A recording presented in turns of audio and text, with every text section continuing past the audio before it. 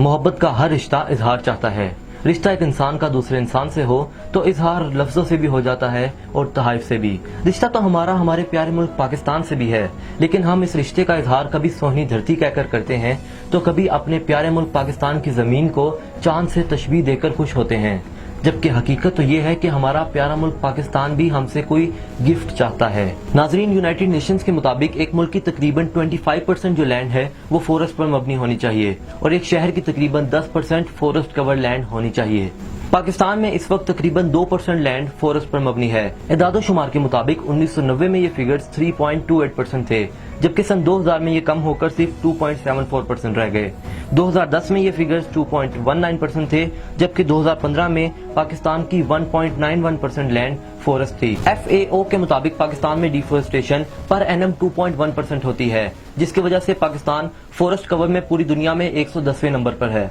1990 से 2005 के दौरान तकरीबन 6,25,000 हेक्टेयर फॉरेस्ट को डिफोरेस्टेशन के जरिए नॉन फॉरेस्ट यूज के लिए कन्वर्ट कर दिया गया। नाजरीन, एक रिपोर्ट के मुताबिक पाकिस्तान में 1992 में 4.242 मिलियन हेक्टेयर जमीन पर जंगलात थे, जो कि 2001 में महदूद होकर सिर्फ 3.44 मिलियन हेक्टेयर रह गए। यहाँ अगर हम ट्रीज के बेनिफिट्स की बात करें तो मॉनसून के सीजन में ट्रीज फ्लड से पेश आने वाले हादसात और नुकसानात को रिड्यूस करने में हेल्प करते हैं, जबकि डिफोरेस्टेशन की वजह से फ्लड से पेश आने वाले नुकसान का खतरा मजीद बढ़ जाता है। ट्रीज एयर में ऑक्सीजन, कार्बन डाइऑक्साइड और ह्यूमिडिटी के बैलेंस में भी हेल्प करते हैं। आर्बर डे फाउंडेशन के मुताबिक एक मेच्योर लीफी ट्री सीजन में इतनी ऑक्सीजन प्रोड्यूस करता है जितनी पूरा साल 10 लोग इनहेल करते हैं, जबकि एक और फिगर के मुताबिक एक मेच्योर दरख्त 48 पाउंड कार्बन डाइऑक्साइड एब्जॉर्ब करता है और तकरीबन 2 लोगों के लिए ऑक्सीजन प्रोवाइड करता है।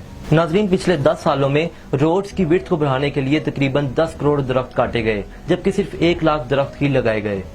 पाकिस्तान की कुल आबादी तकरीबन 22 करोड़ है। आज हर शख्स एक पौधा भी लगाए तो हम अपनी इस खूबसूरत सरजमीन को सरसब्जो शादाब बना सकते हैं।